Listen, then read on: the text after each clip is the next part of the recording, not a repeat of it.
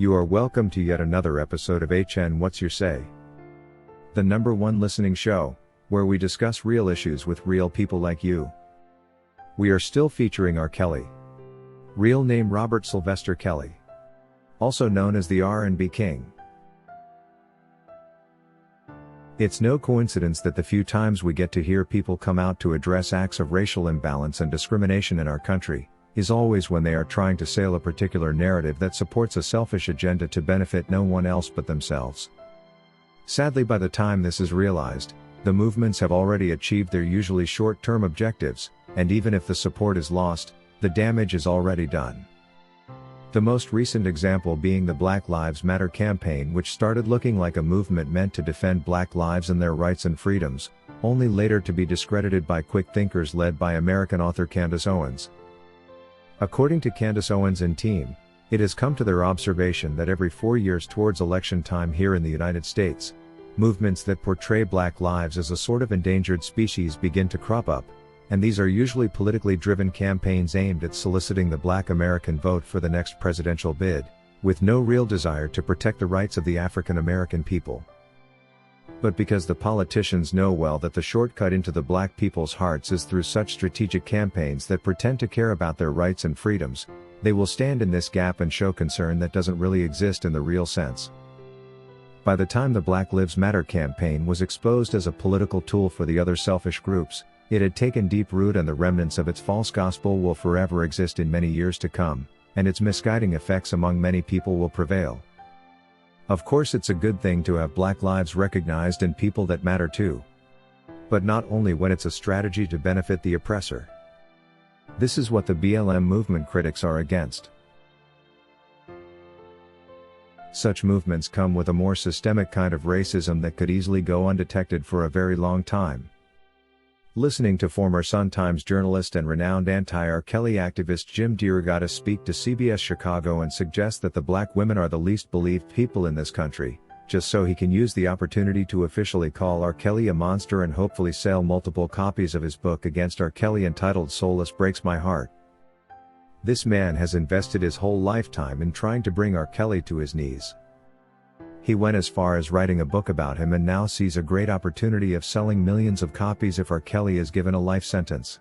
Conveniently, he decides to use black women as a selling point for his agenda to destroy the R&B king, portraying them as another endangered group he has never cared about after all. Jim Derogatis' name does not appear anywhere among the people who have recognized the imbalance in social and economic opportunities between white-dominated and black-dominated communities. He did not come up to advocate that the RICO statute, which could be targeting poor young black communities who are more prone to be involved in gang-related activities, be removed. He wasn't even anywhere in the mix of the George Floyd scandal, that saw a black man's neck knelt on until death on the streets of the same country he lives in. But when it conveniently makes his long-term investment in hating on R. Kelly a profitable venture, he now cares about the black women so much. Derogatis. No one is disbelieved more in our system than young black women. And I only say that because dozens of the women I've interviewed for 22 years have told me that. The biggest emotion I have is just for those women. I cannot believe what they've endured. When it's convenient for the record label Sony and their government counterparts to claim to care much about black women in order to take down R. Kelly, they now all of a sudden raise their voice. We know well Sony is the leader at making black women look like mere objects to be used obscenely in their music productions. And if anything, it was in the desire of Sony that R. Kelly's music takes the direction it was in. They made R. Kelly the singer and should be owning up in any mistakes he could have made as an artist. Even the shows where they say the women met him were organized and managed by Sony, with most of the proceeds going to the record company. Just because they are conveniently interested in taking down R. Kelly, they now claim to care so much about the black women they say are so endangered. If it was protecting R. Kelly in their current interest, trust me, the fight would be going the other way around. The narrative would be probably saying the African American artists have been made a target for unfair criminalization to destroy their careers in order to reduce the number of successful black people on the continent. But because their current problem is R. Kelly, who suddenly visited the Bank of America only recently, only to find all his money gone, taken out by Sony, and demanded that he be compensated, it's him they are after, and the women provide the perfect excuse for this takedown. Very wicked how these corporations operate.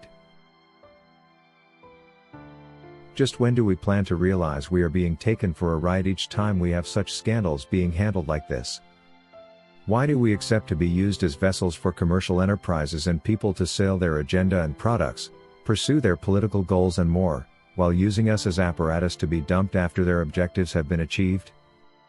Today R. Kelly is being used as the sacrificial lamb and we are helping. He beat his case in 2008 for God's sake, and nothing of it should have been brought back.